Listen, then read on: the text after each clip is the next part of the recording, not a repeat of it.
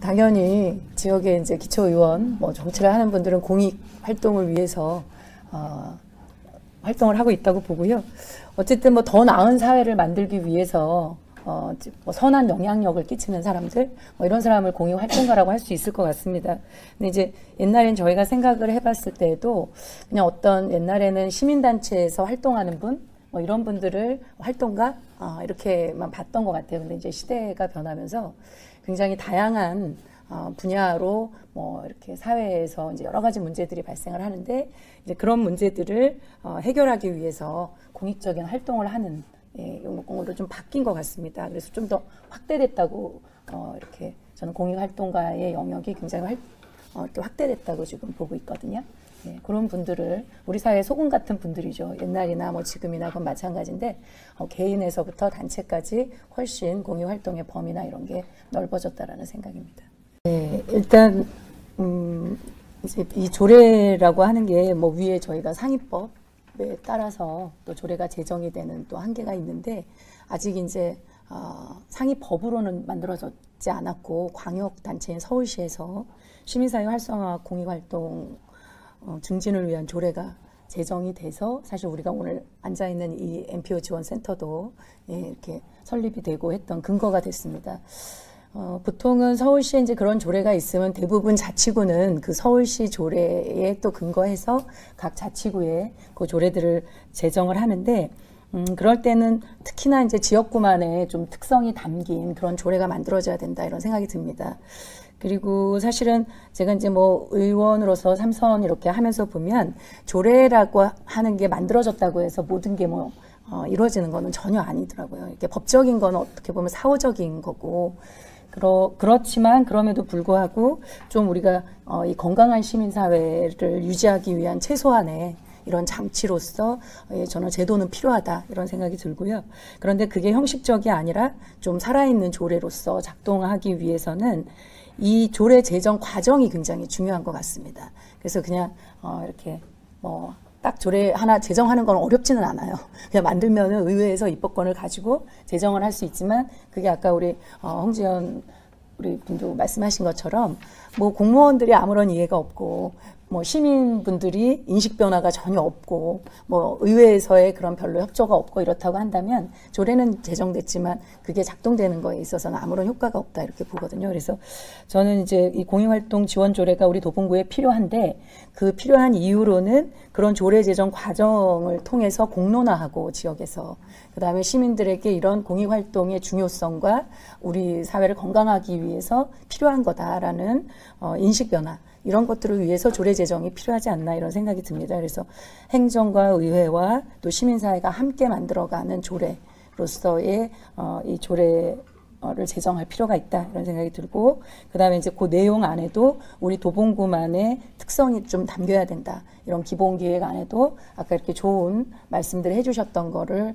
함께 이렇게 좀 공유하고 그다음에 그거에 대한 인정이 됐을 때 이 조례가 담겨지고 제정이 되면 제대로 이렇게 작동을 할 수 있지 않을까 이렇게 생각이 듭니다. 대한 이야기를 하는데 저는 저희 지난 10년 중에 지금 현재 좀 되게 아쉬웠던 부분이 옛날에는 저희가 마을 파티가 있었어요. 저희 도봉구에. 그래서 그때 이제 시민사회에서 활동을 하고 있는 단체 활동가들이나 그다음에 의원들도 참석을 했고요. 공무원도 함께 했던 마을 파티였어요. 그래서 한 달에 한 번씩 모여서 각 기관의 이야기도 하고 같이 식사도 하고 그다음에 50 되고 이러면 지천명 이런 파티도 좀 해주고 굉장히 그런 좋은 전통이 있었는데 어느 순간인가부터 이제 그게 없어지면서 시민단체들도 각자 자기 영역의 다양한 영역의 사업, 정책 사업에 참여하면서 그런 게 전부 없어졌어요. 그리고 이제 그때에도 이렇게 모였을 때에는 공무원 같지 않은 공무원에 대해서 저희가 또 서로 영향을 주고받고 공무원분들도 처음 주민과 만나는 사업들을 시작하는 공무원들도 낯선 거였거든요. 그러면서 서로의 어려움들과 이런 이해들을 할 수 있는 장들이 있었는데 저는 이제 시민넷이 그런 역할을 해야 된다. 우리 도봉구 안에 이제 마을 파티를 했던 그런 역할을 해야 된다 이런 생각이 들고 우리가 지금이 굉장히 과도기인 것 같다라는 생각이 들어요. 시민단체도 좀 전환기가 이제 왔다 지금까지 하고는. 그래서 사회 문제도 우리가 어느 한 그것이 잘해서 해결될 수 없다라는 걸 이제 지금 뭐 극명하게 봐온 거고, 협력해야 된다라는 게 당연한 거로 지금 생각을 하는데, 그러려면 뭐 정부든 시장이든 시민단체든 어느 그 조직의 역할을 좀 이해하고 인정해 주는 거가 협력의 저는 시작점이라고 보거든요. 그래서 이제 그렇게 하기 위해서 그런 역할들을 우리 여기 플랫폼으로서 도봉 시민 넷이 좀 해야 하는 역할이 아닌가 이런 생각이 들고요. 그래서 이렇게 조금 각각 아까도 얘기했지만 뭐 각계 전투 이런 게 아니라 뭐 각각 영역에만 집중했을 때 한계가 뭐 분명하게 드러나니까 그런 거를 전체 아우르는 것으로서 시민 넷이 역할을 좀 해줘야 된다. 그래서 옛날에 그 마을 파티가 다시 좀 살아나서 서로 소통하고 이해할 수 있는 그렇게 협력할 수 있는 장이 됐으면 좋겠다 생각합니다. 뭐 저는 많이 경청하는 그런 자리였는데요. 우리 또 뭐 지역 시민사회 이야기 듣는 굉장히 귀중한 자리였습니다. 근데 이제 아까도 말씀드렸지만 아쉽게 저희가 그래도 의원님 저를 초대해 주셔서 되게 감사드리고 여기에 행정까지 함께 했었다면 더 좋은 자리가 되지 않았을까 이런 아쉬움은 또 조금 있습니다.